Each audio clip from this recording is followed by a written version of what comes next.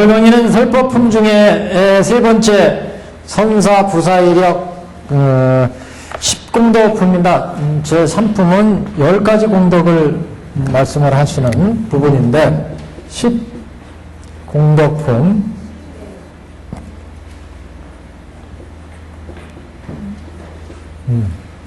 첫 번째는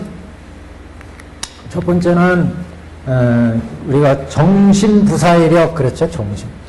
그러니까 이 무량의경을 실천하면 10가지 공덕이 생기는데 10가지 공덕. 첫 번째는 정신이니까 마음을 청정하게 한다. 우리 중생심을 청정하게 해주는 불가사의한 힘이 있다. 부사이력, 정신부사이력. 두 번째는 의생부사이력. 의이라는 건 진리의 어떤 뜻이 아주 불가사의한 그런 뜻이 나온다. 불가사의한 뜻이. 그러니까 거기 비유 중에 그런 비유가 있었죠. 종자가 떨어지면 씨앗, 열, 채송화 그러면 채송화 한 송아리가 떨어지면 그 송아리 한 송이에서 수많은 그 씨앗이 나와가지고 채송화가 피죠.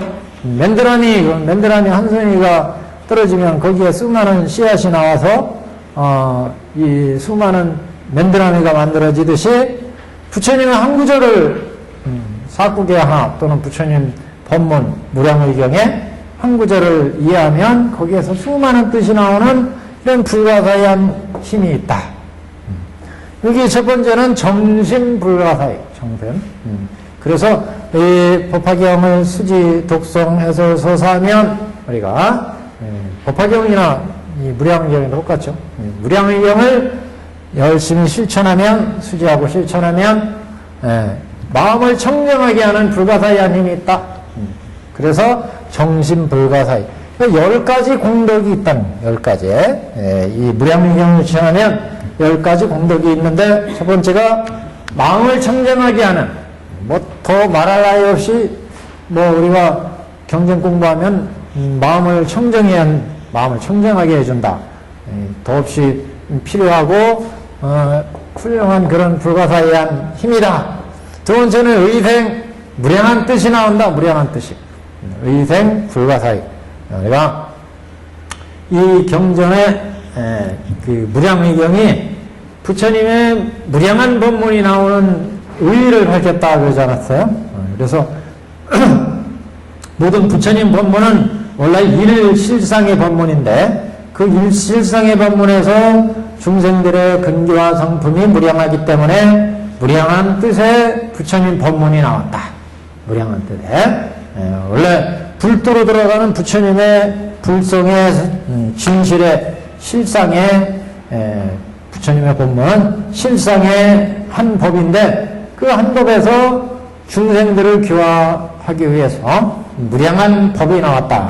중생의 문제가 되는 어떤 중생은 근기가 A 수준밖에 안 되고 어떤 중생은 B, C, D 또 중생들이 바라는 바가 욕망이 크고 작고 각가지 욕망이 있고 그러니까 여기에 맞춰서 부처님이 이상에 나오시는 것은 다 이 중생들을 제도하기 위해서 나오시니까 그래서 원래는 한 법이지만 중생들의 근기와 성품이 이렇게 다르기 때문에 그런 중생들을 제도하기 위해서 무량한 법이 나왔다.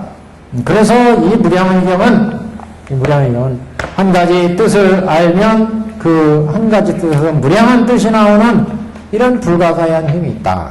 그래서 의생불가사의 이렇게 얘기를 했습니다. 의생불가사의. 이게 이제 두 번째고 세 번째는 선사부사이력. 선사는 비유입니다. 세 번째부터.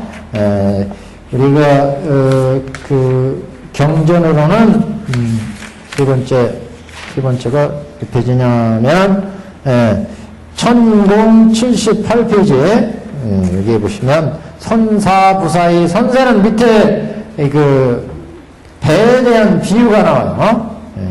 선사, 번역을, 뱃사공 그랬는데, 배를, 움직이는, 선장도 좋고, 뱃사람도 좋고, 하여튼, 선사, 그래서, 세 번째는 그래서, 배선자 써서,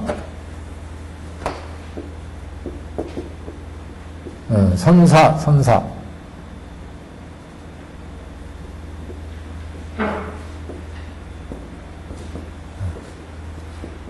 부사이력. 이 뱃사공이 배를 움직이는 건 배가 무겁든 가볍든 이쪽에서 저쪽으로 이 항구에서 저 항구로 움직여 날라가 주죠. 이와 같이 이 무량의경도 우리 중생들 번뇌에 가득 찬 우리 중생들을 이 생사고해로부터 저 피안의 회계로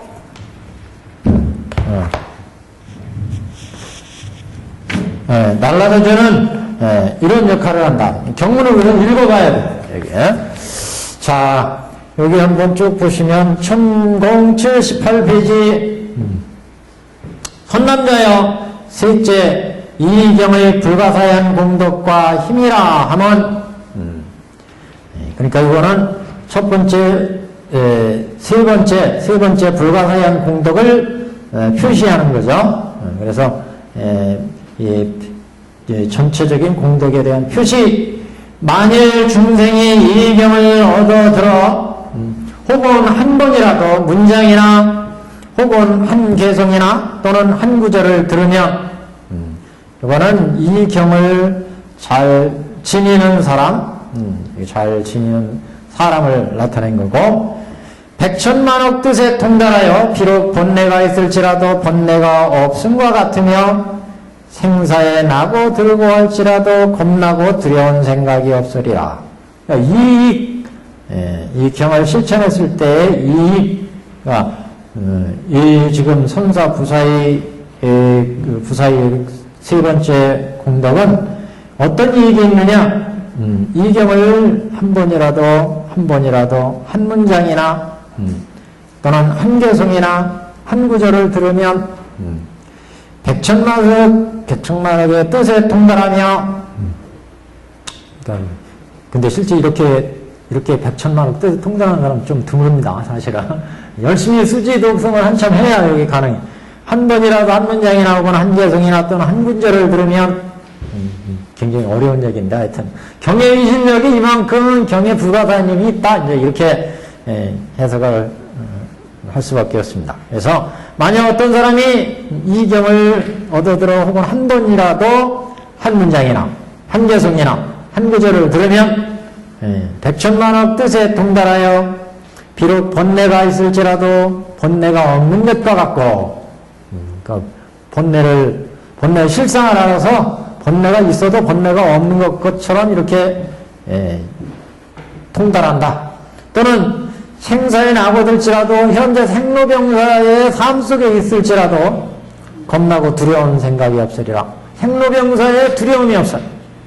이 부처님의 본마 알았으니까 야 우리도 열심히 실천해서 이제 불때 들어갈 수 있다. 이 자신감이 있으니까 두려움이 없어. 그래서 지금 이 부처님 중에 그 수인 중에 무예시가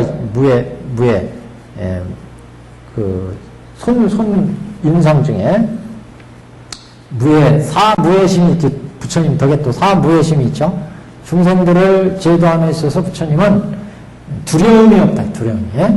그래서 이 행로병사에 가장 우리가 사는 중생들이 두려운 게 이런 생사고해 아니겠어요? 행로병사. 겁나고 두려운 생각이 없으리라.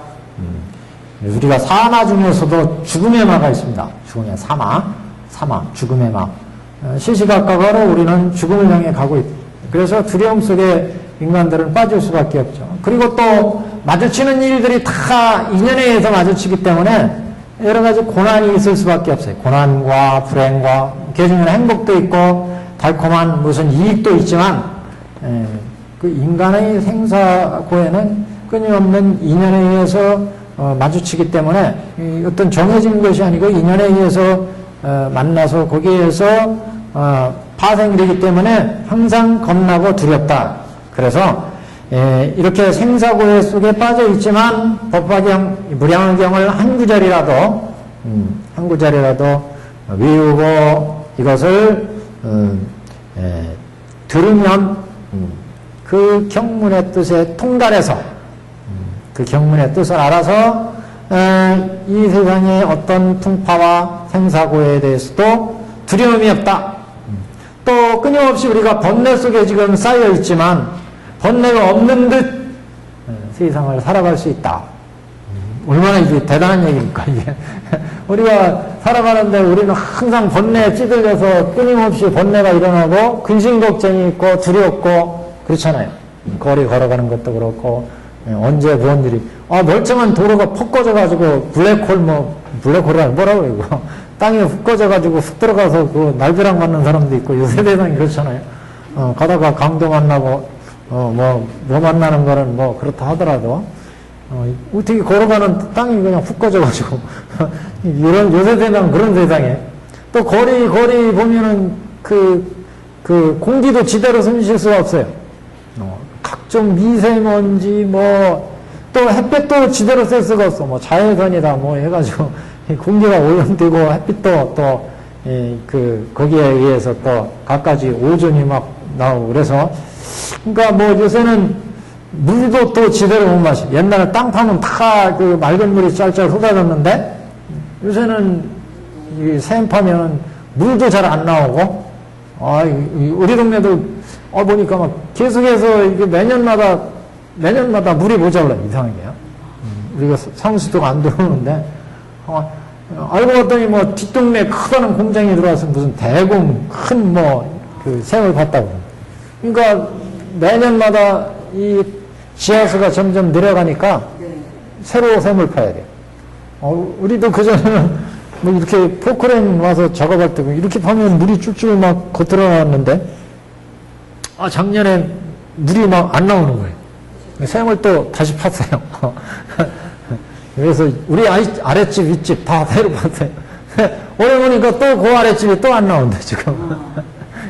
그러니까 이게 물도 그렇죠, 햇볕도 그렇죠, 공기도 그렇지, 이게 다 겁나는 세상이에요 지금. 오타각대로 가는지 하여튼. 근데 하여튼 이런 세계에 살고 있는 우리 중생들은 항상 번뇌가 있고 또 세상 살아가는 데는 겁나고 두려운 일들이 많아요.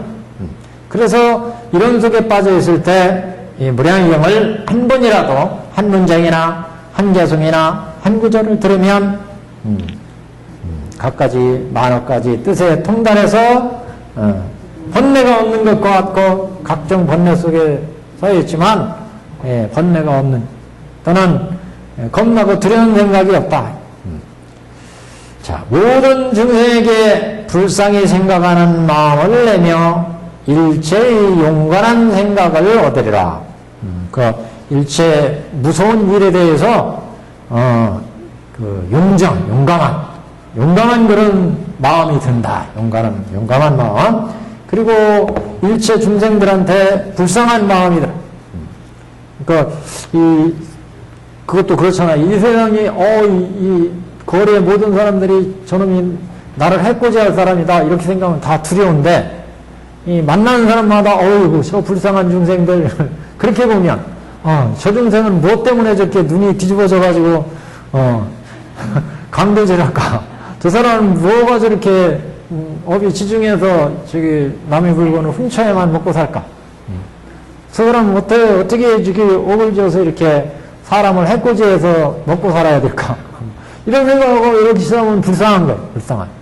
그러면 겁나고 두려운 대상이 아니라 불쌍한 존재예요. 불쌍한 사람들, 다 불쌍한 사람들. 이 세상 모든 사람들은 부처님 볼 때는 그래도 다 불쌍한 사람 아니겠어요? 부처님은 실상의 경지의 눈으로 세상을 보신다. 실상의 경지로. 근데 중생들은 탐욕에 젖어서 세상을 보고 탐욕. 뭐 하나 먹을 게 없을까? 뭐 하나 이익될 게 없을까? 뭐 좋은 소리 들을 게 없을까? 뭐 이익된 일이 없을까? 중생들은 항상 탐욕에 젖어서 눈을 휘둥그레 뜨고 세상을 살아가는데 부처님은 여여한 눈으로 진리의 눈으로 봐요. 진리. 지혜가 있는 사람은 지혜롭게 세상을 본다고 그랬죠. 보살은 자비심으로 모든 존재들을 이해하는 이해의 눈으로 세상을. 그러니까 보는 세상의 안목이 다른 거예요. 중생들은 눈을 부릅뜨고 누가 나를 해칠까?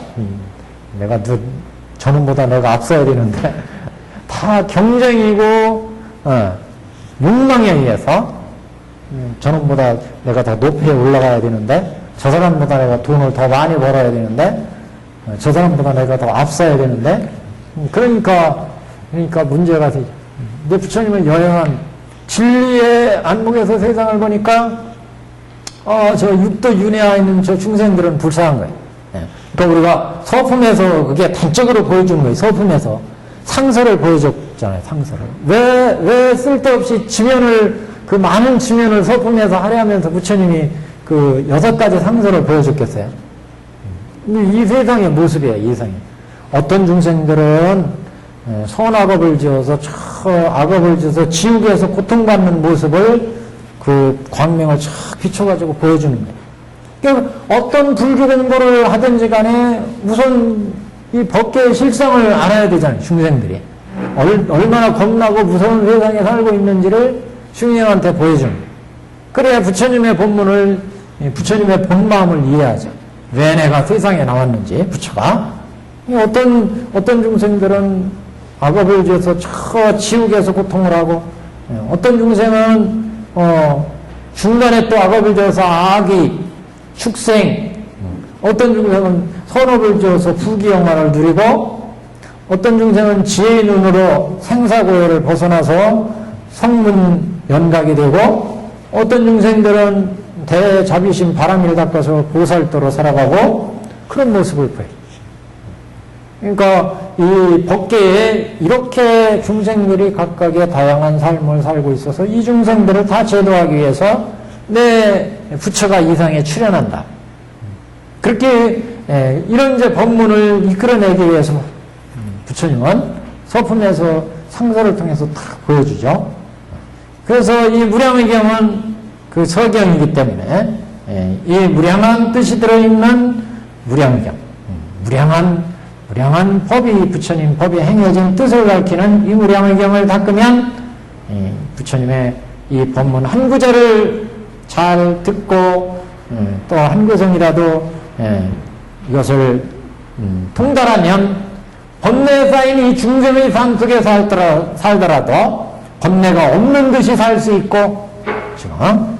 그리고 겁나고 두려운 이 세상에 비록 우리 중생들이 살고 있지만 겁나고 두려운 생각이 안 일어난다. 부처님 그 손 중에 그게 있는데 여원인. 이게 여원인일 거예요, 아마. 부처님 인 중에 저기 동국대학교 그 정명에 보시면 불상이 있죠, 불상. 이게 여원인. 이게 여원인 아니면 이게 시무회. 중생들의 모든 원을 내가 다 들어주겠다. 주여자 원, 여원, 시무회. 두려움 없는 이 마음을 중생들한테 베풀어주겠다. 이 중생들이 삶을 살아가는데 얼마나 많은 두려움이 있어요. 모든 게 다 병이 생기지. 아까 말씀드렸잖아. 공기도 제대로 못 들어줘야잖아. 물도 제대로 못 마셔. 또 이 햇볕 쬐는 것도 또 참 그래. 이게 걸어가는 것도 요새는 또 문제가 돼. 그러니까 이런 겁나고 두려운 세상에서 청정한 맑은 마음으로, 편안한 마음으로, 그러니까 이런 생사에 나고들고 할지라도 겁나고 두려운 생각이 없으리라. 무량경을 닦으면 그렇대요. 그러니까 모든 중생에게 불쌍히 생각하는 마음을 내며 일체의 법에 용감한 생각을 얻으리라. 용감한. 그래서 용맹정진할 수 있는 이런 마음을 갖게 한다. 모든 중생을 불쌍히 보니까 모든 중생을 어여삐 여겨서 중생들을 다 제도해야지, 이런 마음을 내게 해서 용감한 마음으로 불도에 들어갈 수 있도록. 자, 비유입니다. 비유. 억센 억센 역사라는 것은 힘있는 역사가 모든 무거운 것을 짊어지거나 능히 가짐과 같이, 그러니까 무슨 얘기냐면, 힘 좋은 장사는 물건을 번쩍 들어서 이쪽으로 옮겨주고 저쪽으로 옮겨주고 이렇게 자유자재로 할 수 있는 사람.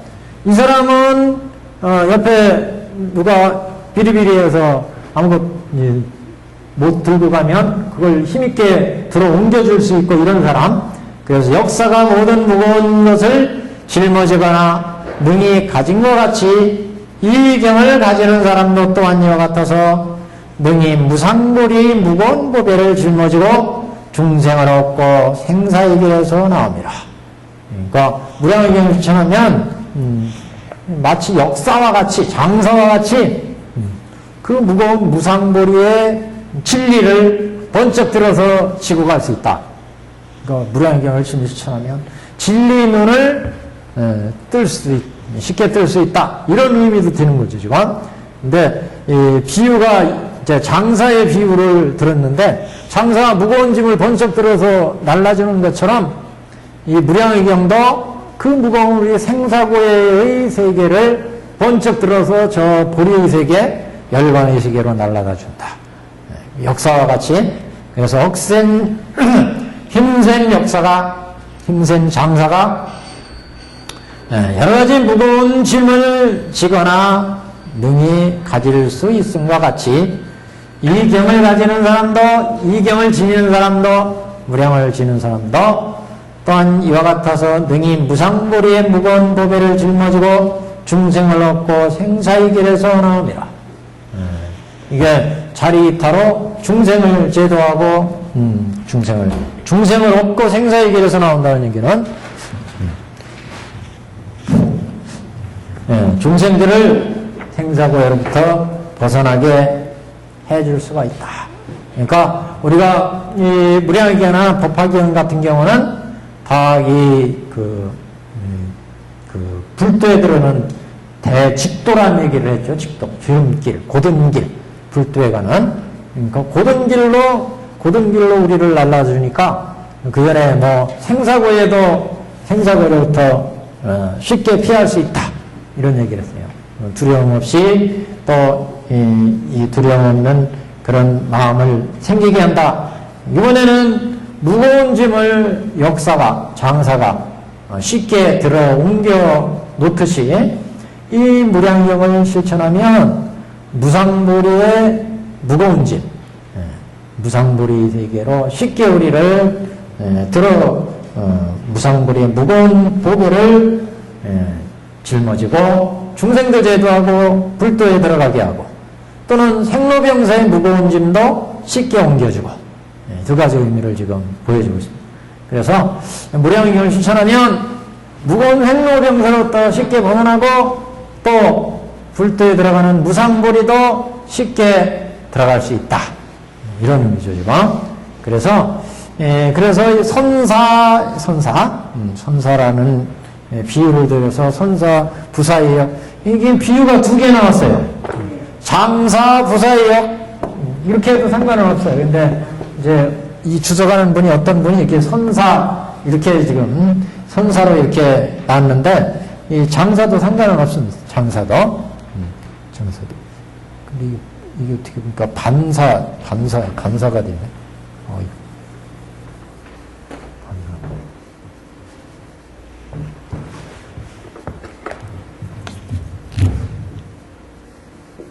선사.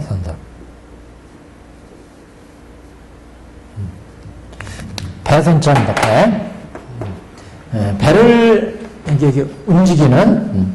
그래서 그 밑에 줄에 이제는,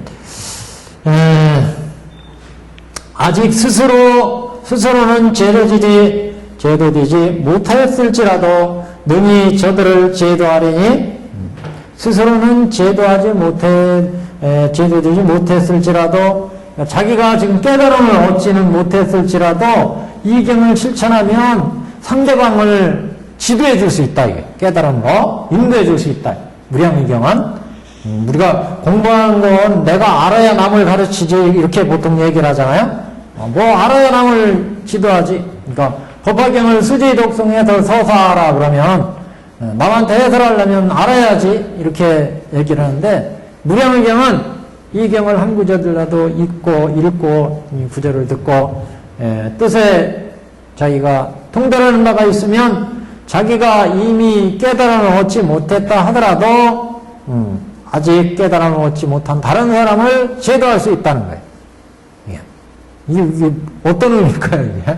그러니까 자기가 완전한 지금 아직 중생이라 할지라도 지금 법문을 들었어요. 들었는데 이해는 해서 자기가 완전히 깨달음을 얻지 못했지만 그래서 완전히 행사를 벗어나지 못했지만 그 가르침 말씀을 남한테 전달해 줄 때 그 사람이 그 말 듣고 깨달음을 얻을 수 있다는 거예요. 그러니까 자기가 깨달음 얻지 못했다고 해서 내가 완전히 알지 못한다고 해서 거기 포기하지 말고 아는 대로 경문의 말씀을 전달해 주는 거예요. 그러면 그 사람은 그 법문을 듣고 깨달음을 얻을 수가 있다. 그래서 지금 스스로는 제도되지 못하였을지라도 능히 저들을 제도하리니 쉽게 얘기해서 내가 깨달음 얻지 못했다 하더라도 법화경을 남한테 읽어주고 가르쳐주면 그 사람은 또 몰라요. 그 사람이 먼저 깨달음 얻어가지고 반대로 나를 또 인도해 줄 수도 있어요. 그러니까 무량의경 다른 비단 다른 경도 마찬가지겠지만 무량의경은 이렇게 스스로 제도되지 못하였을지라도 능히 저들을 제도하리니 오히려 뱃사공이 무거운 병에 걸려 있어서 팔과 다리가 자유롭지 못하여 이쪽 언덕에 머물러 있을지라도 튼튼한 좋은 배와 모든 건너는 도구를 그들에게 주어서 떠내 보내는 것과 같이 자기는 지금 무거운 병이 걸려가지고 배를 저어서 저 사람들을 건너줘야 되는데 건너주지 못해. 그러니까 아까 얘기했잖아요. 내가 지금 여태 경문을 공부하고 많은 공부를 했지만 깨달음 얻지 못했다. 경문을 들었지만 그래서 배운전사야. 선사야. 그러니까 우리는 법사 그러잖아요. 법사가 다 깨달을 수는 없어요. 부처님 법문을 듣고 그걸 이해하고 지금 실천하지만 그러나 깨달음 얻지는 못했어요. 그러나 법사야. 부처님의 법을 전하는 사람. 그 법사의 법을 듣고 상대방이 깨달음을 얻을 수 있다는 거예요. 법을 전달해줘요. 지금 그 비유를 든 거예요. 여기 지금 여기에서 이렇게 건너가야 되는데 이 배가 여기 있어. 이 배가 여기 배가 이렇게 딱 있는데 배 그림이 왜 이래? 배가 있는데 이렇게 배가 있는데 여기 이 배 젓는 사람이 여기에 있는데 몸이 아파 도저히 저어가지고 여기까지 건너주지를 못하겠어요. 이 사람이. 그러면 이 사람이 여보시오. 나는 지금 아파서 지금 못 가니까 당신이 여기 지금 배하고 이거 다 있으니까 이렇게 놓아져가지고 건너가십시오. 이렇게 줄 수는 있다, 이게. 무량의경이 바로 이런 경이다. 지금 우리가 완전히 여기서 깨달음을 얻지는 못했다 하더라도 이 경을 열심히 닦으면 당신 깨달음을 얻을 수 있습니다. 실천해 보십시오. 하고 이 경을 준다. 이 법을. 법사가 이 법을 주면 이 사람은 이 법을 그대로 실천해서 깨달음에 도달할 수 있다. 마치 지금 이 뱃사람이 원래 뱃사람은 배를 저어서 이 사람을 건너줘야 되잖아요. 건너줘야 하는데 이제 몸이 아파. 몸이 무거워서.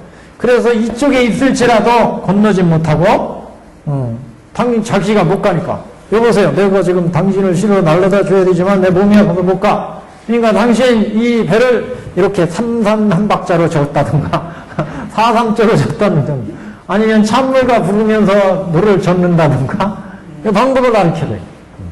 그래가지고 이렇게 가면은 저기에 건널 수 있습니다. 그래서 이렇게 알려줄 수 있다. 알려줄 수 있어요. 그러니까 요 무량의경이 이런 역할이에요. 내가 지금 깨달음을 얻지 못했다 하더라도 병든 뱃사공은 누구예요? 네? 병든 뱃사공은 누구예요? 이게 나야 나. 지금 상무병사에 지금 이 육도의 윤회에 벗어나지 못했다 이게. 그래서 지금 생사의 병에 있어. 그렇지만 부처님의 법문은 알아. 그래서 그러니까 생사 병이 있다는 건 아직 생로병사의 육도윤회를 다 벗어나지 못했다 이게. 그래서 있다 할지라도 이 부처님 법문을 안다 이게. 그러니까 이 사람이 내가 당신을 저까지 건너서야 되지만 내가 이 부처님 법문을 알아서 내가 먼저 깨쳐서 당신을 인도해야 되지만 내가 깨치지 못했지만 이게 부처님이 분명히 깨달음을 얻게 하는 중요한 경이다. 이건 안다. 그러니까 당신 이 경을 수제일옥성에서 실천하면 깨달음에 이를 수 있습니다. 이거 실천하고 줄 수 있다. 이거. 그럼 이 사람은 그 경을 열심히 실천해서 건널 수 있다. 마치 뱃사공이 이 배를 저어서 이 사람을 여기 있는 사람들을 다 배를 태워서 건너줘야 옳지만 이 사람이 지금 병이 나서 힘이 이게 쓸 수가 없어. 그래서 병이 나서 힘을 쓸 수가 없으니까 여러분 내는 여러분한테 줘서 건너줄 수는 없지만 이 배를 이렇게 줘서 앞으로 2번 뒤로 2번 이렇게 팔을 앞으로 3번 돌리고 다리를 쭉 뻗고 이렇게 해가지고 노를 저으면 똑바로 가면 건널 수 있습니다. 이렇게 알려줄 수 있다는 거죠. 그래서 이 사람이 건너게 할 수 있다. 영내병, 망상의 병이에요? 물론 물어봐야지 이 사람한테. 무슨 병인지? 뱃사공이 무거운 병에 걸려있어 이렇게 했어요. 무거운 병에 걸려있어. 상황설정이에요. 그러니까 상황설정. 하여튼 가본병이면 지가 저어서 날라다 주겠죠. 근데 지금 무거운 병이 팔이 젖는 거잖아요. 그러니까 팔이 졌는데 그 무거운 병이 허리를 다쳐봐요. 이게 저번에 제가 무언진 하다가 탁 이쪽에 콱 붙였는데 이게 숨쉬기가 막 곤란하더라고요. 이렇게 움직일 때 기침을 크게 하기도 막 곤란하고 그런 거예요. 이게 살짝 어떻게 잘못한 거 하나로 여러 가지 지장이 있는 거예요, 지금. 이 사람도, 이거, 무거운 병, 근데 이 사람은 무거운 병이라고 하잖아요. 가벼운 병도 아니고 무거운. 이거 때문에 결국, 사실 여기 손가락 하나 다치는 거 아무것도 아니도 이게 여러 가지 지장을 주잖아요. 운동선수도 마찬가지. 야구선수가 이거 치는 거 팔만 쓰면 되는데, 말도 엉덩이가 아프다든가 아니면 다리가 아프다든가, 그런 출전 못해요. 다 영향을 미치니까. 아프면 아픈데 이게 온 계곡이랬는데 아픈데 끄달리다 보면 부처님 안 찾게 되더라고요.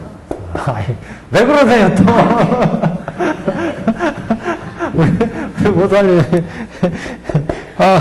이게 지금 그래서 이 양반이 무거운 병에 걸려가지고 이 자기가 건너줘야 마땅하지만 이게 도저히 저어서 건너줄 수가 없어요. 그래서 이 양반은 여러분 이 배를 이렇게 저어가지고 이 동쪽 방향으로 똑바로 가시면 항구에 닿을 수 있습니다. 이렇게 알려줄 수 있다. 그러면 황달에 건널 수 있어요. 이 경이 바로 이런 경이다. 무량경에 이 무량경 힘이 바로 이와 같은 힘이 있다. 그래서 이게 아직 스스로는 제도되지 못하였을지라도 능히 저들을 제도하리니 비유를 들자면 지금 2가지 비유가 나왔어요. 앞에는 용감한 장사가 힘을 써가지고 물건을 그냥 걷더니 이쪽에서 저쪽으로 옮겨줘. 그러니까 이 사람들을 그냥 여기에 아까 이 장사가 뱃사공이었다면 휙 쪄가지고 저까지 날아가 주죠. 그런데 2번째는 이게 안 돼, 이게 힘든 장사가 싹 날아주지만 2번째는 이 뱃사공이 병이 생겼어. 그러니까 우리가 생사고의 육도윤회 속에서 우리가 생사고해를 받는 우리 중생이지만 무량의 경을 알고 법화경을 알았다 이게. 그래서 생사고해의 두려움 속에 우리가 비록 살고 있지만 이 법문을 실천하면 다 저쪽으로 건널 수 있다는 건 알아.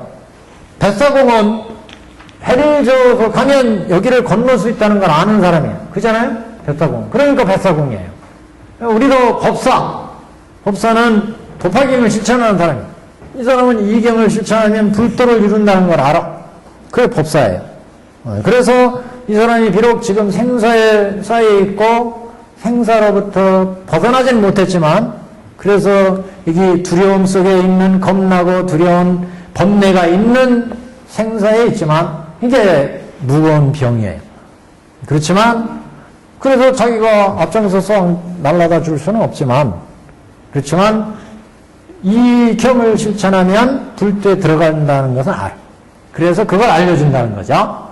지금 그래서 오히려 뱃사공이 무거운 병에 걸려 있어서 팔과 다리가 자유롭지 못하여 이쪽 언덕에 머물러 있을지라도 튼튼한 좋은 배와 모든 건너는 도구를 그들에게 주어서, 이 삼승법을 가르쳐준다.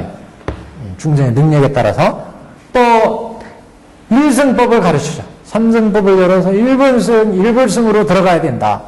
네가 지금 능력이 일불승의 능력이 되지 않으면 그러면 삼승법을 닦아라. 그래서 삼승법이 이루어지거든. 원래 삼승법을 준 게 일불승을 이끌기 위해서 부처님이 삼승을 이어졌으니까 삼승으로 들어가, 일불승으로 들어가라. 이걸 알려준다. 그래서 오히려 뱃사공에 무거운 병에 걸려서 팔과 다리가 자유롭지 못해서 이쪽 언덕에 머물러 있을지라도 튼튼한 좋은 배와 모든 건너는 도구를 그들에게 주어서 떠나 보내는 것과 같이 이 경을 가지는 자도 또한 이와 같아서 비록 오도의 모든 것이 있는 몸이, 오도의 모든 것이 있는 몸이, 이 번역은 조금 그런 것 같아요. 원문은 수경 오도 제유지신이에요. 제유지신. 그러니까 오도에 모든 것이 있느니라는 말보다는 오도에 있는 모든 사람을 뜻합니다. 모든 존재들. 그러니까 지옥, 아기, 축생, 이 육도 윤회 속에 우리가 살고 있잖아요. 그러니까 오도에 있는 모든 몸이 지옥의, 아기의, 축생의, 육도 윤회에 있는 모든 존재들이, 제유는 오도 제유지신 그랬어요. 오도에 있는 모든 몸들이 108가지 무거운 병에 걸려서 항상 얽혀서 무명의 노사의 언덕에 머물러 있을지라도, 그러니까 육도 윤회 속에 우리가 지금 빠져 있다는 거죠. 법사가 그 속에 머물러 있을지라도, 그러나 견고한 이 대경의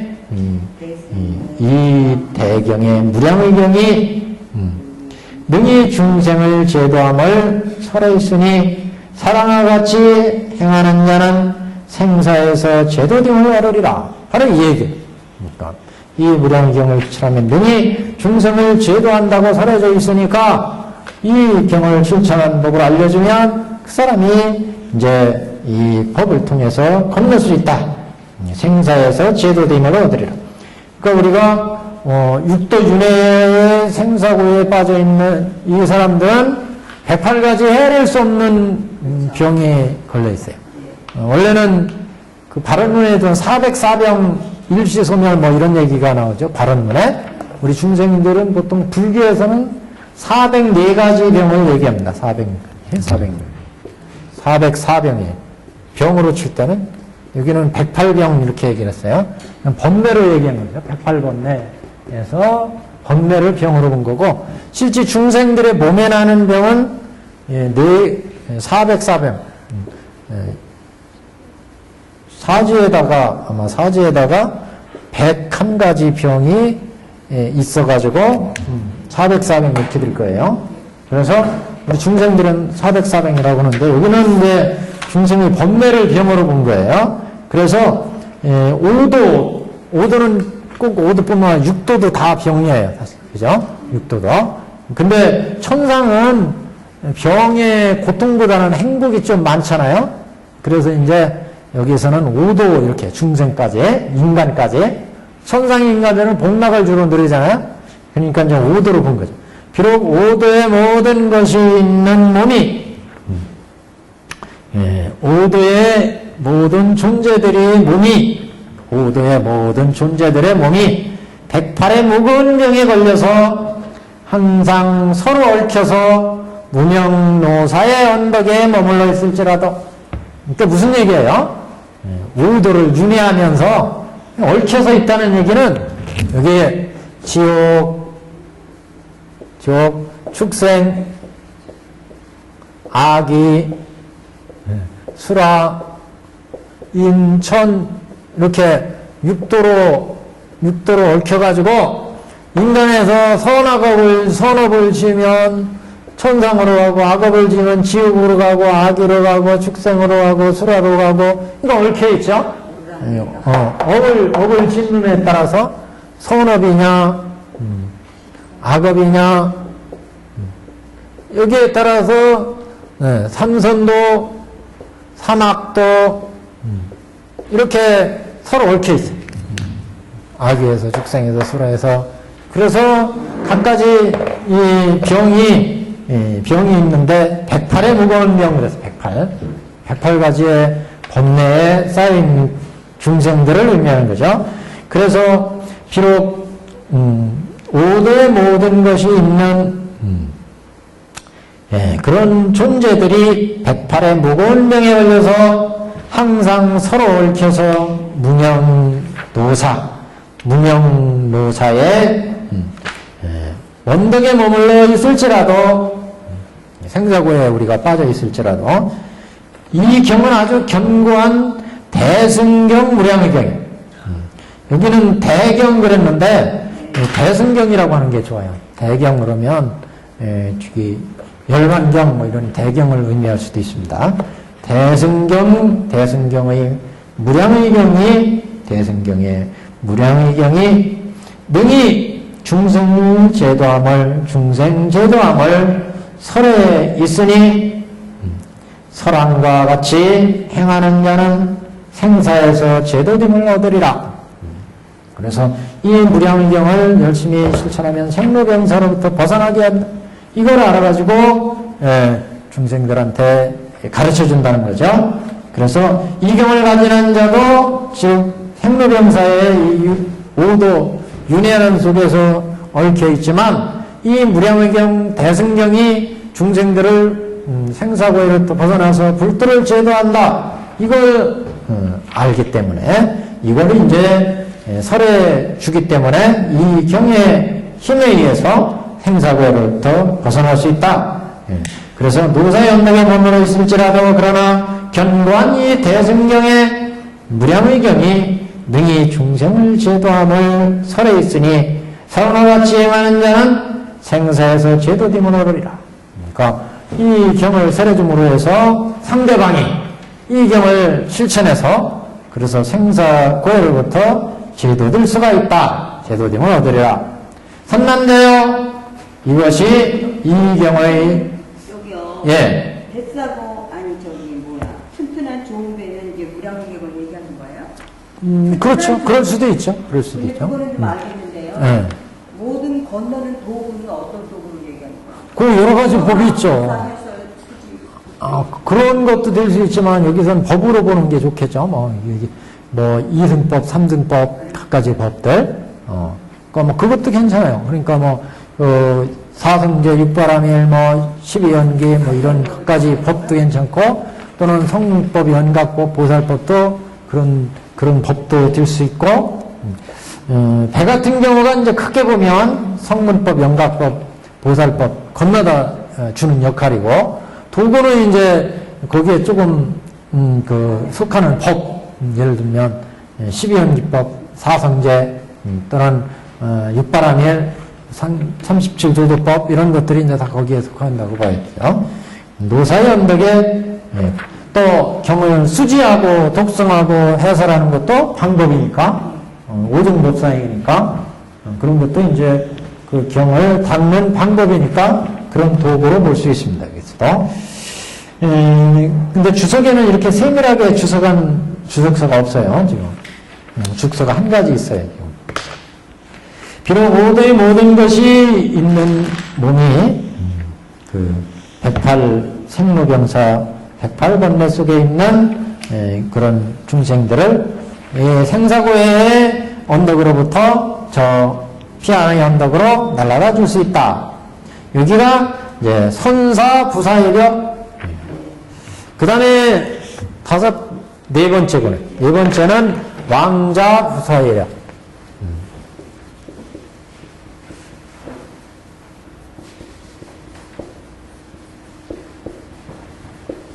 왕자, 이것도 이제 비유입니다. 왕자와 같은 부사이력, 불가사의한 힘이 있다. 왕자와 같은 불가사의한 힘이 있다. 이런 얘기, 왕자. 왕의 왕자는 왕과 왕비 사이에서 태어난 게 왕자죠. 무량경이 같이 왕자와 같이 사람들로부터 존경을 받고, 또 이 경이 사람들을 제도하는 것이 이런 이제 역할을 한다. 왕자 같다. 경을 보겠습니다. 1080페이지. 선남자여, 네 번째 이 경의 불가사한 공덕과 힘이라 하면, 이제 불가사한 공덕이라고 하는 네 번째 덕을 표시하는 거고, 사람, 어떤 사람이 만일 중생이 능히 이제 이 법을 굴리는 사람을 뜻합니다. 어떤 중생이 이 경을 듣되 혹은 한 문장이나 혹은 한 개송이나 또는 한 구절을 들으면 용건한 생각을 얻고 비록 스스로는 죄도 못 되었을지라도 스스로는 죄도 되지 못했다. 스스로 죄도 못 되었을지라도 능히 다른 사람을 제도하리라. 아까 비슷한 얘기죠. 모든 보살과 함께 권속이 되며 모든 부처님 멸액께서 항상 이 사람을 향해 법을 설하시리라.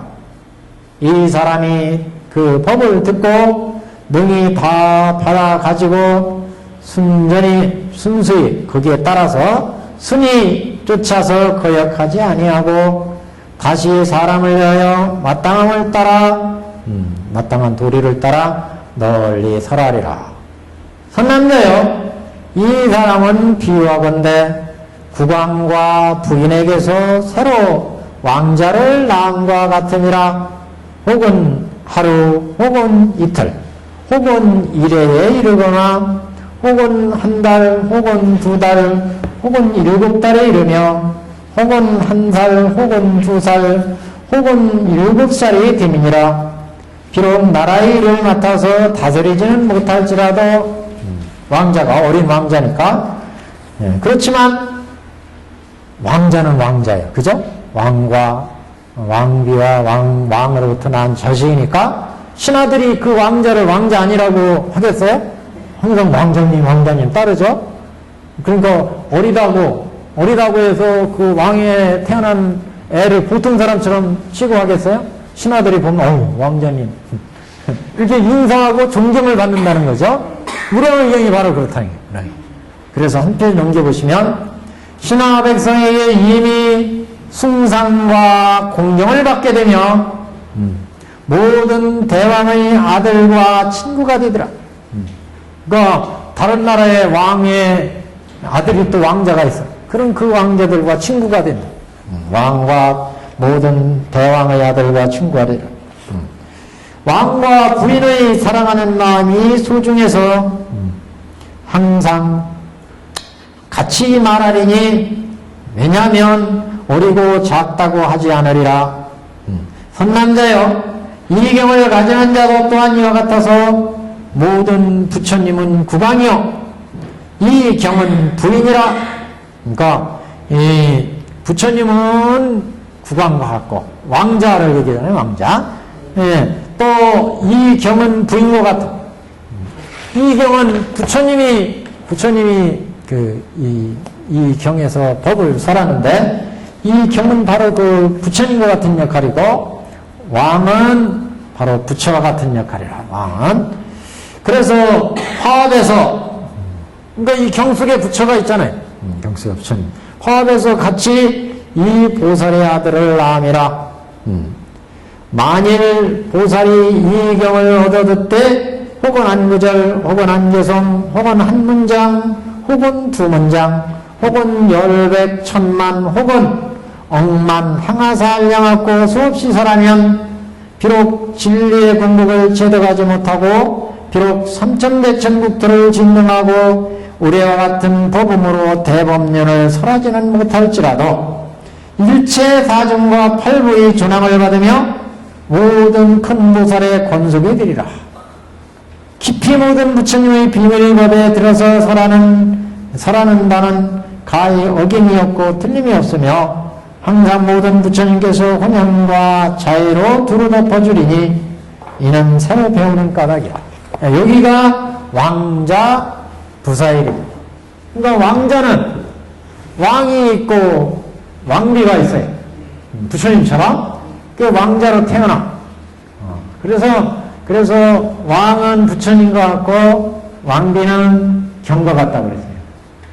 경에서 부처님이 나오고 왕자가 나오고 그 부처님이 또 이 경을 설해. 경의 또 진리 속에서 부처님이 나와요. 근데 하여튼 이렇게 해서 왕자가 나오는데 이 왕자는 모든 백성과 대신들이 왕의 아들이기 때문에 왕자님으로 떠받들고 존경한다. 마찬가지로 법화경도 부처님의 진심이 들어있는 이 무량의경 법화경은 왕자와 같은 존재라.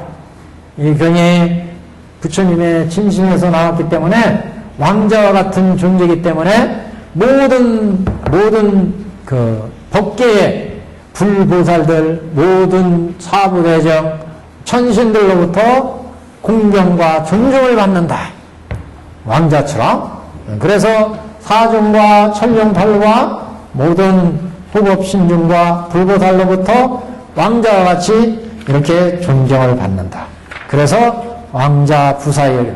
그러니까 무량의경은 이와 같이 삼천대천국토를 진동하고 일체 사중과 비구 비구니 우바세 우바의 사중과 팔부의 존왕을 받으며 천룡팔부의 존왕을 받으며 모든 큰 보살의 권속이 되리라.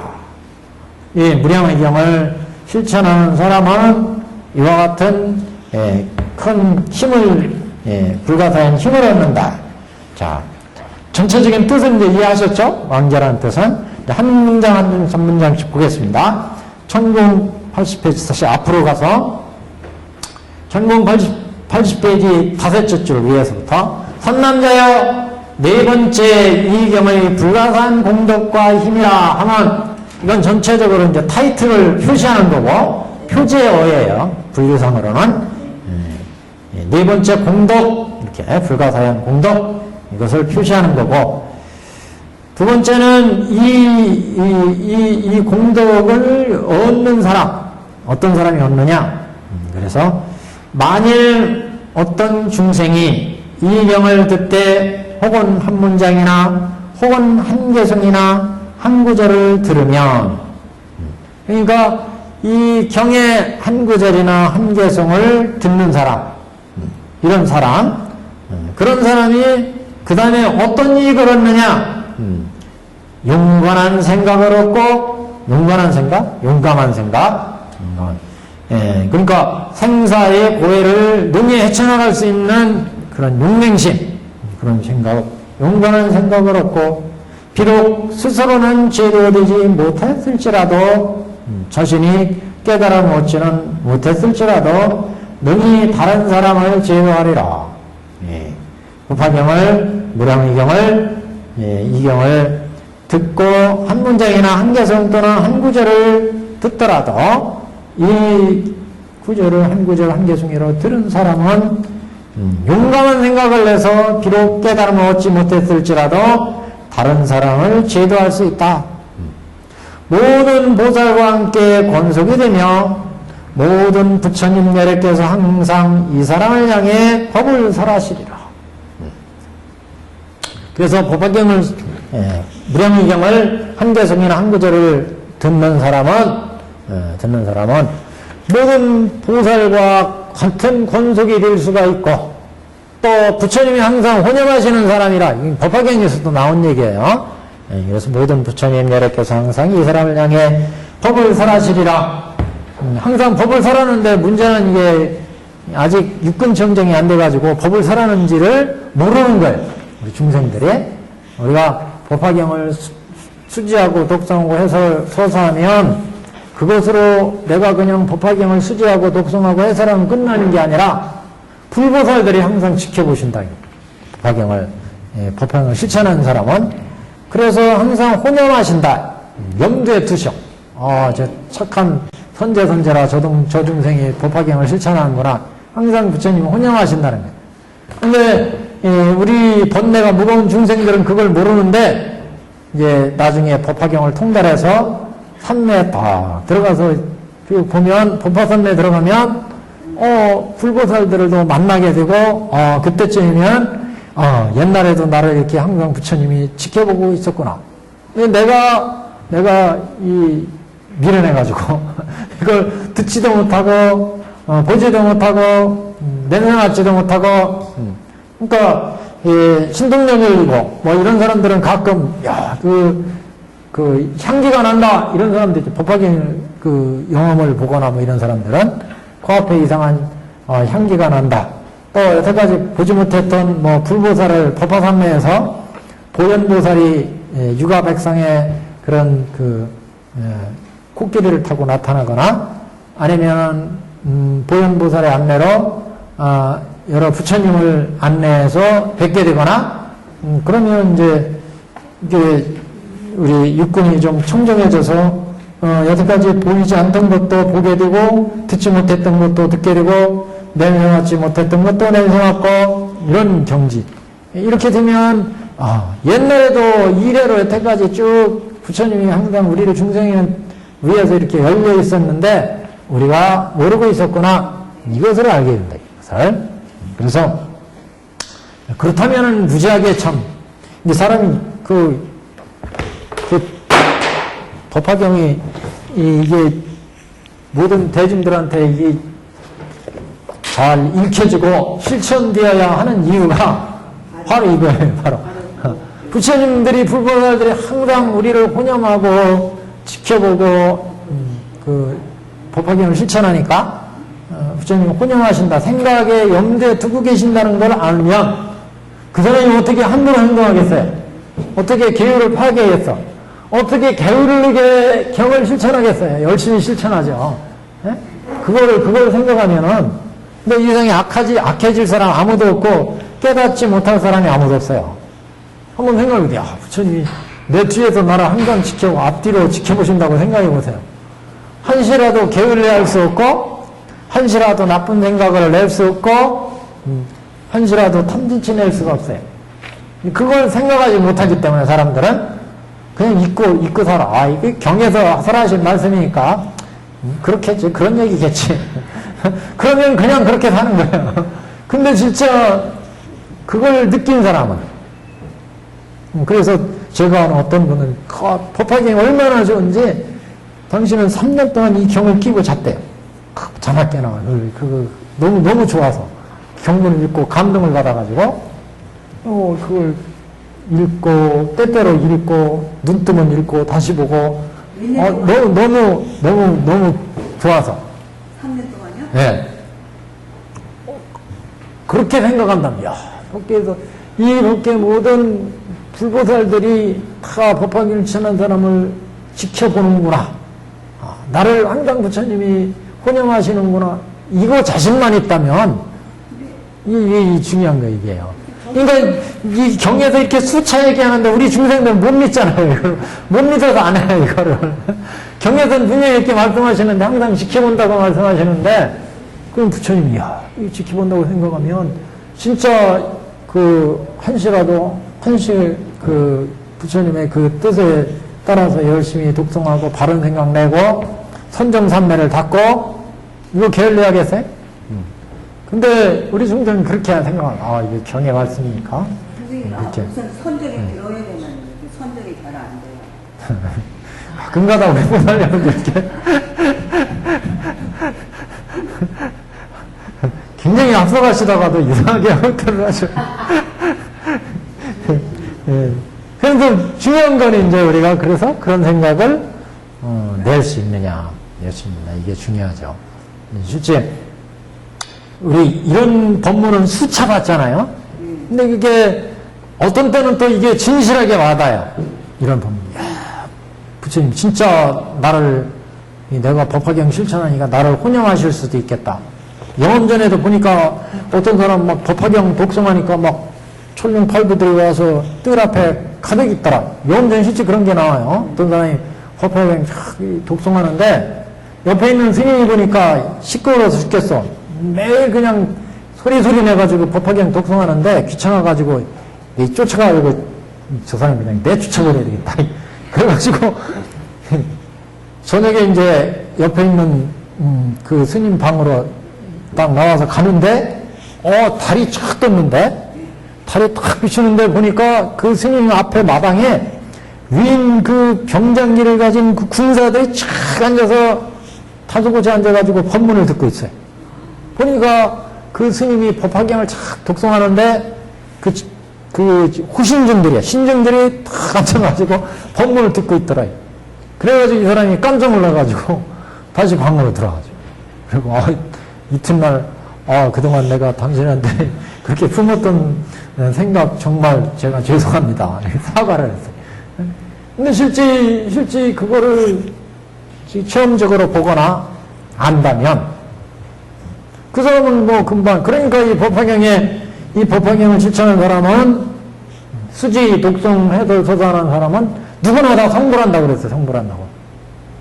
실제 한번 부처님이 이 경을 한 구절이라도 읽고 수지하는 사람 항상 혼영하시니라 그러셨는데 실제 혼영한다는 거예요. 그걸 믿고 실천하는 사람은 불도로 가요. 불도로 가. 근데 그걸 못하니까 우리는 그거 경영하시는 말씀이야 맨날. 우리한테 그거 항상 하시는 말씀이야.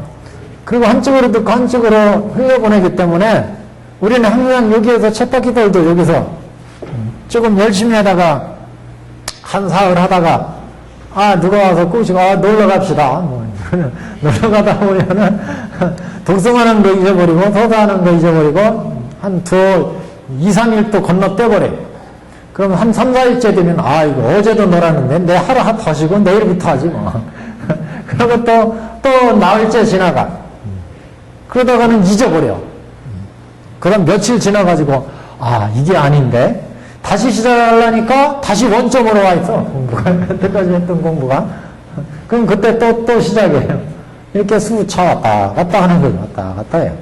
여하튼 이게 중요합니다. 그래서 네 번째 만일 중생이 이 경을 읽되 혹은 한 문장이나 한 개송이나 또는 한 구절을 들으면 용감한 생각을 얻고 비록 스스로 제도 못되었을지라도 능히 다른 사람을 제도하리라.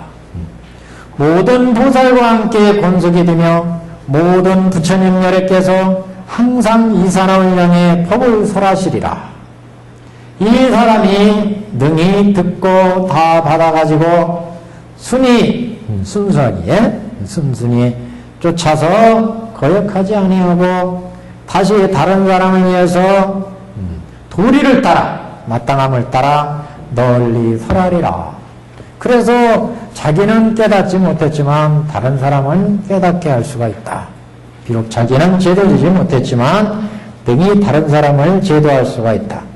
그래서 부처님은 항상 이렇게 경을 수지하고 독송하는 사람을 항상 그 사람을 향해서 혼연하시고 항해서 그 사람을 향해서 법을 설하신다. 이 사람은 그래서 법화경에 4부대중이 있었어요. 4중. 법화경에 4중. 거기에 영양인이 있었죠. 영양중. 발기중, 단기중, 영양중이 있어요.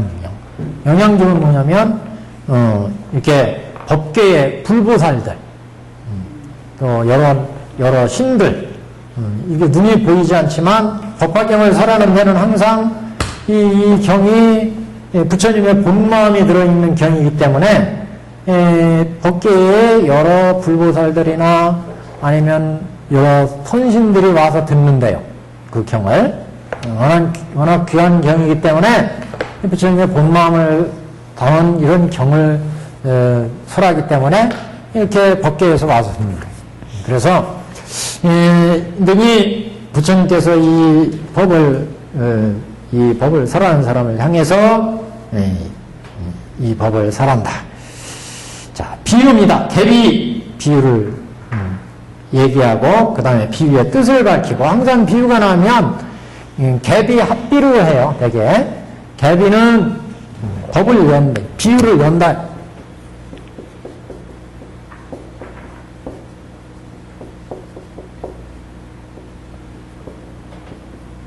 합비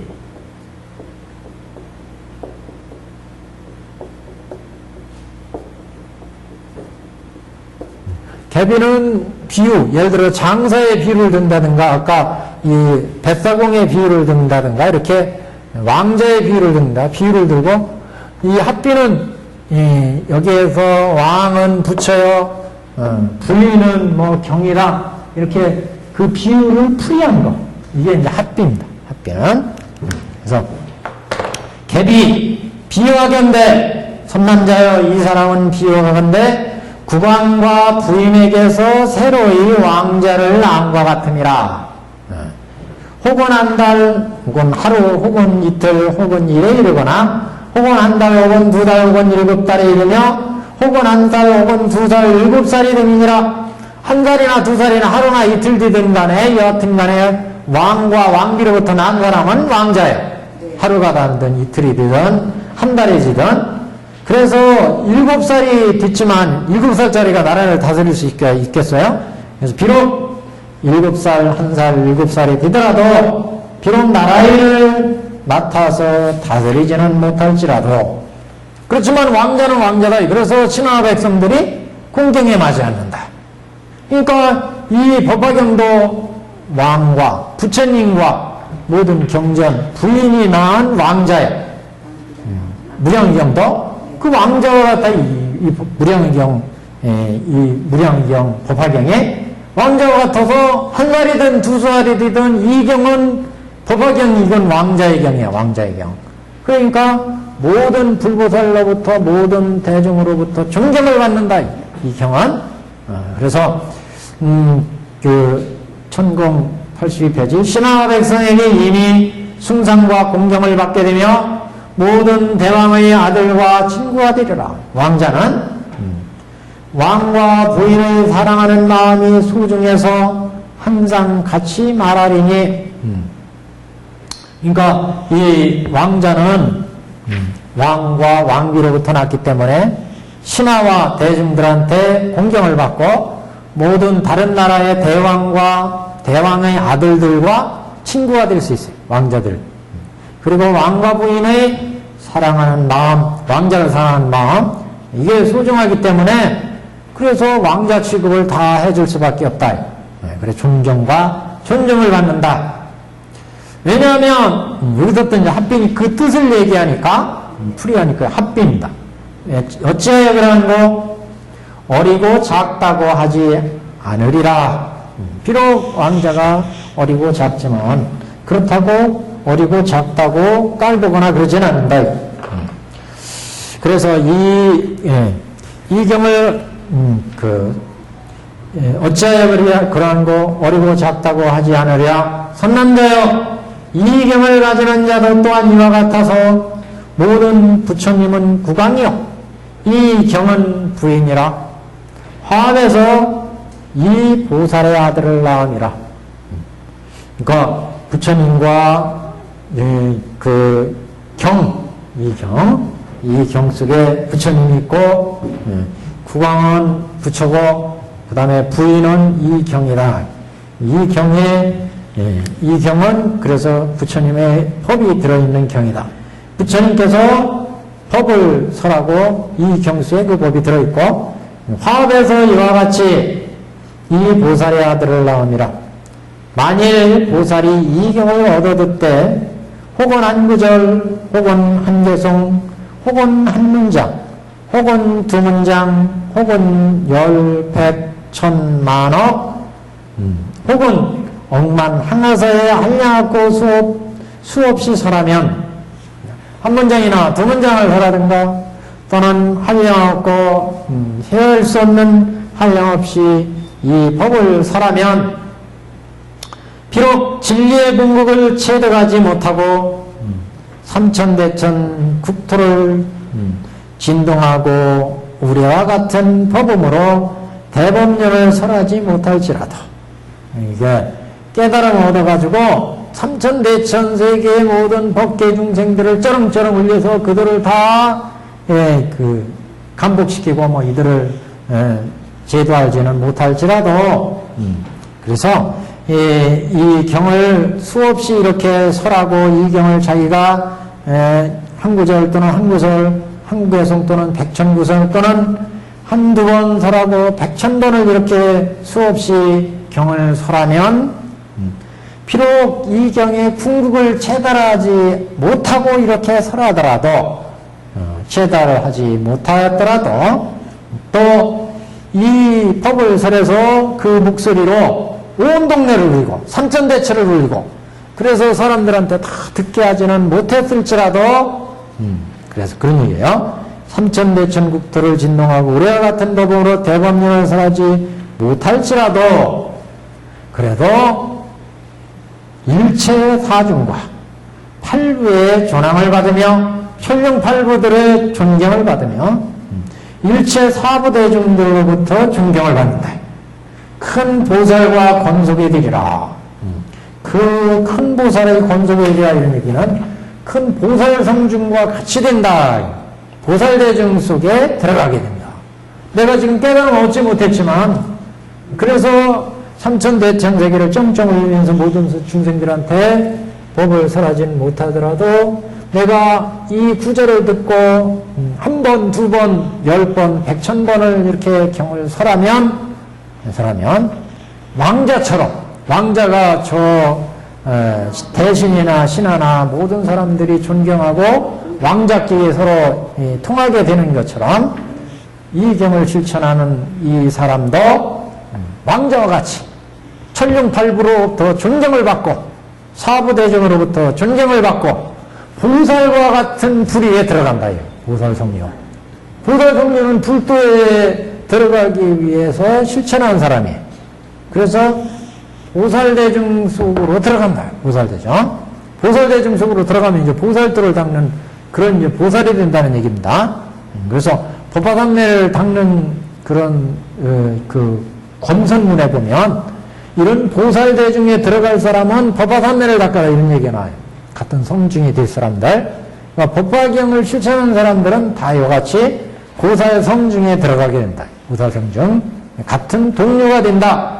그래서 중요한 건 왕자와 같이, 왕자가 비록 어리고, 나이가 어리고, 아는 게 없을지라도, 그래서 직접 세상을 다스리지는 못해. 나도 마찬가지다. 나도 지금 이 경을 깨닫지는 못했어요. 깨닫지도 못해서 마치 왕자와 같다. 왕자, 어린 왕자와 같아. 깨닫지는 못했더라도 왕자가 모든 대신들로부터 왕자들끼리 서로 통하고 대신들로부터 존경을 받듯이 왜 존경을 받아요? 왕과 왕비가 소중하게 여기기 때문에. 마찬가지 우리 법화경, 무량의경도 모든 부처님과 열애와 이런 분들이 소중하게 여기는 법이야. 당신들의 마음이 들어있는 경이니까. 그래서 왕자와 같은 경. 그래서 이 경을 읽고 실천하는 사람은 비록 내가 깨닫지는 못했다 하더라도 왕자처럼 세상에서 깨닫지 못해가지고 모든 사람을 다스릴 수는 없어요. 모든 사람들을 깨우쳐주지는 못한다. 그래도 왕자와 같은 그런 불가사한 힘이 있어서 모든 사람들로부터 존경을 받는다. 그리고 보살 성중이 된다. 보살. 그리고 내가 모든 사람을 직접적으로 깨닫게 이렇게 하지는 못하더라도 그 법을 전해주면 아까 나온 것처럼 그 사람이 듣고 깨칠 수가 있어요. 그래서 내가 이 법을 설해줘서 이 사람을 직접적으로 내가 깨달아서 이 사람을 깨닫게 하지는 못하더라도 이렇게 다스릴 수는 없다 하더라도 왕자처럼 모든 사부 대중으로부터 또는 팔부 천룡팔부로부터 존경을 받고 존함을 받는다. 존경을 받고 우러dom을 받으며 모든 큰 대보살들의 권속이 된다. 같은 보살 성중 속에 들어갈 수 있다. 같은 성중이 된다. 큰 보살의 권속이 되리라. 깊이 모든 부처님의 비밀의 법에 들어서 설하는 바는 가히 어김이 없고 틀림이 없으며 항상 모든 부처님께서 혼영과 자애로 두루 덮어주리니, 그러니까 이게 중요하더라고요. 이걸 얼마나 자신이 느낄 수 있느냐, 이게 굉장히 중요합니다. 이게. 내가 법화경을 실천하는 법사니까, 우리 법화경을 실천하니까 부처님이 항상 혼영해 주시겠지. 이렇게 든든한 백을 믿고 있는 사람은, 그 자식들도 그렇잖아요. 부모님이 나를 이렇게 소중하게 여겨주고, 부모님이 항상 나를 이게 응원해주고, 이런 사람은 사회에 나가서도 당당하게 활동하는데, 항상 집에서 이 바보 같은 자식. 어떻게 이렇게 못났어? 그럼 맨날 꾸지람주고 이렇게 하면 걔가 싫지. 어린아이도 이 밖에 나와서 길을 못 펴요. 그래서 마찬가지. 우리도 이 부처님이 왕자와 같은 경우, 이 경이. 이 경은 부처님이 혼영하시는 경이고, 부처님이 우리 중생을 위해서 남기신 마지막 유언의 말씀이고, 이런 자심을 가지고, 그래서 우리 이 경을 실천하는 부처님이 항상 우리를 혼영하신다. 또 천륜팔부 모든 불보살들이 이 경을 실천하는 우리를 주목해 보신다. 그렇게 한다면, 그렇게 하면 달라져, 이거. 모든 생활 제사가 달라지고, 실천하는 우리의, 근데 그렇게 해서 나가는 사람은 실제 그렇게 돼요. 그래서 여기, 깊이 모든 부처님이 비밀의 법에 들어서 설하는 바는 가히 어김이 없고 틀림이 없으며, 항상 모든 부처님께서 혼영과 자유로 두루 덮어주리니, 이는 새로 배우는 까닭이니라. 새로 배우기 때문에, 선남자여, 이것이 이 경의 네 번째 공덕이요 불가사의한 힘이니라. 그래서 왕자 불가사의한 힘이 있다. 정신, 청정하게, 우리 마음을 청정하게 하는 불가사의한 힘이 있고, 무량한 뜻이 나오는 불가사의한 힘이 있고, 선사와 같은 불가사의한 힘이 있고, 자신이 힘이 있어가지고 확 저 불도까지 건네주지는 못하지만, 이 가르침을 전해주면 이 상대로 하여금 저 생사고해를 벗어나서 열반의 연덕으로 가게 할 수 있는 선사의 불가사의한 힘이 있습니다. 그 다음에 네 번째는 왕자 불가사의, 왕자처럼 이 경을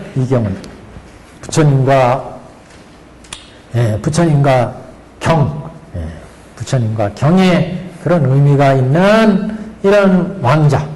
그래서 왕자는 모든 대신과 모든 신하들이 존경하는 것처럼 이 경을 실천하면 모든 천룡, 팔부, 사부 대중과 존경을 받고 부처님의 혼영하시는 바가 되고, 그리고 보살 성중과 같은 권속이 된다. 다섯 번째 나가야 되나 말아야 되나? 여기까지 하겠습니다.